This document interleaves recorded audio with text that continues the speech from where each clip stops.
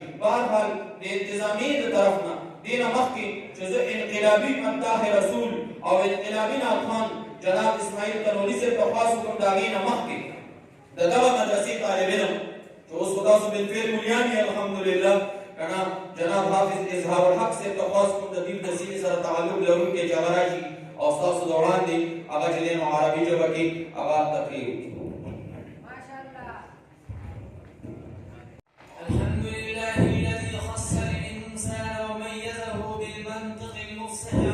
في ضميره من المكونات وأمطر على رياض عقله غيث صحاب التصورات والتصديقات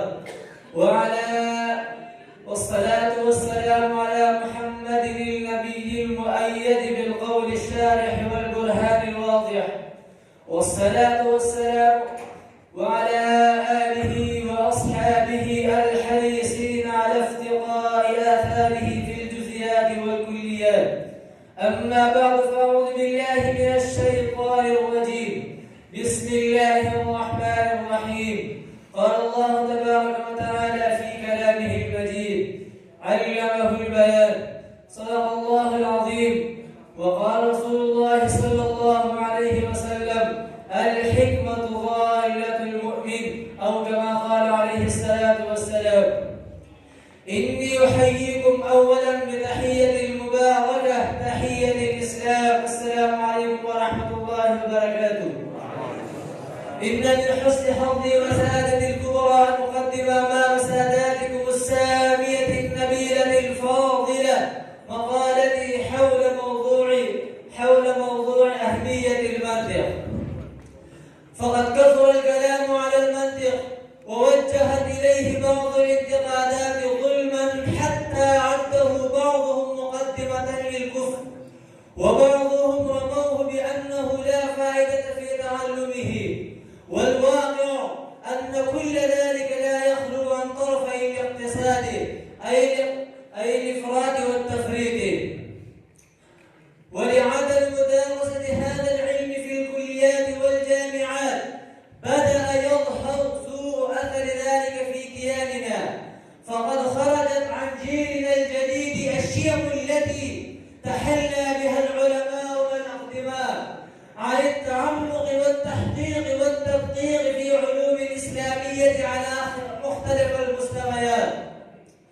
ولا تمشي بعيدا، بل لو نظرتم بنظر الإنساف دون الاعتساب قبل نصف قرن أو ربعها لتجد أهمية هذا العلم عند علمائنا الأكابر. ويعجبني كلمة حجة الإسلام الإمام محمد قاسم النالوتي رحمه الله تعالى أن أساس الإسلام وبنيانه قائم على المعقول أي المنطق، ولا يخفى على العاقل مكانة هذه الكلمة من هذا الإمام العبقري.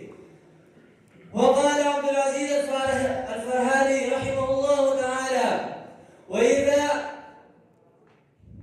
جردت علوم الفلسفة والمنطق عن زلاتهم وكان فيما بقي فوائد عظيمة ولم يستنكف المحققون من علماء السنة عن استنباطهم فخذ ما صفا ودع ما كذب. ومن أعرض عن الفلسفة والمنطق رأسا ولم يستطع التكلم في العلوم في دقائق العلوم إلا أصحاب القوة القدسية وقليل ما هم. وقال شيخ الإسلام تقي الدين السبكي في كتابه الطبقات الشافعية: إن المنطق من أحسن العلوم وأنفعها في كل بحث. وفسر القول بأنه كالسيف يجاهد به رجل في سبيل الله. وقال أبو حيان الأندلسي رحمه الله تعالى في تفسيره البحر المحيط: إن المنطق أصل كل علم وتقويم كل ذهن. وقال العلامة الدمنهوري رحمه الله تعالى: لا يبعد أن يكون الاشتغال به فرض كفاية لتوقف معرفة دفع الشبه عليه. وقال العلامة السجاري المعروف بابن الأكفاني رحمه الله تعالى: المنطق مفتاح العلوم وسلم ثم بعد ذلك قال: وهي حلية الجنان، كما أن الأدب حلية اللسان والبيان. وقال العلامة شيخ المعقولات والمنقولات الإبراهيم بالوي رحمه الله تعالى: المنطق للعلوم والفنون كمثل السماد للحقول.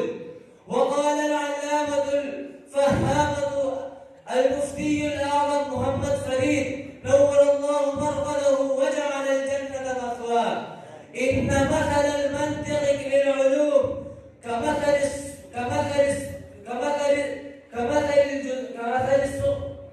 السلم للسقوف، أو كضرورة دورات المياه للمكان الجيد.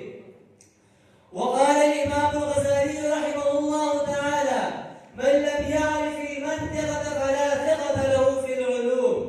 وقال أبو نصر الفارابي: المنطق رئيس العلوم، لأنه حاكم على جميع العلوم في الصحة والسقم والقوة والضعف.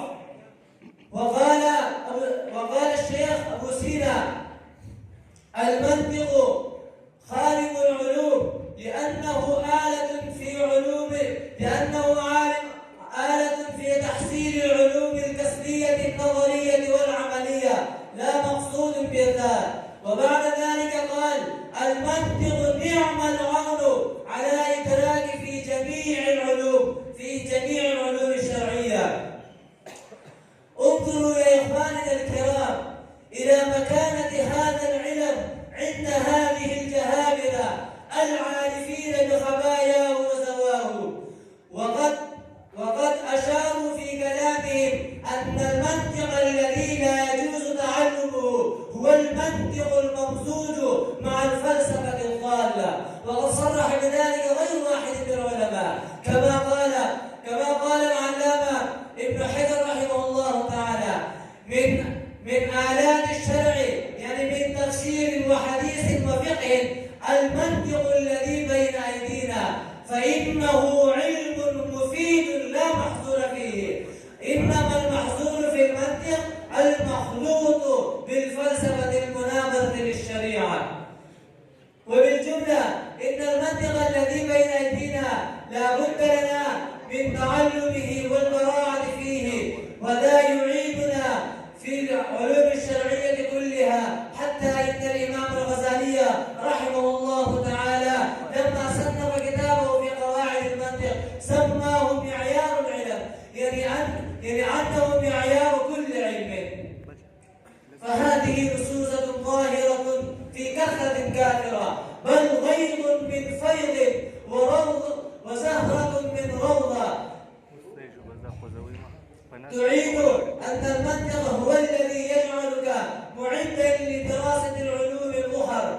ومن لا يعمل به في هذا العصر فلا يتكلم على الاستفادة من تراث سلفنا.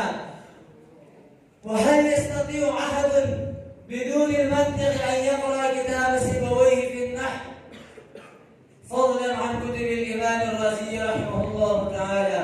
وأخيرا أقول لكم: عاب المنطق قوم لا عقول لهم، عاب المنطق قوم لا عقوب لهم، وليس له إذا عابوه من ضرر.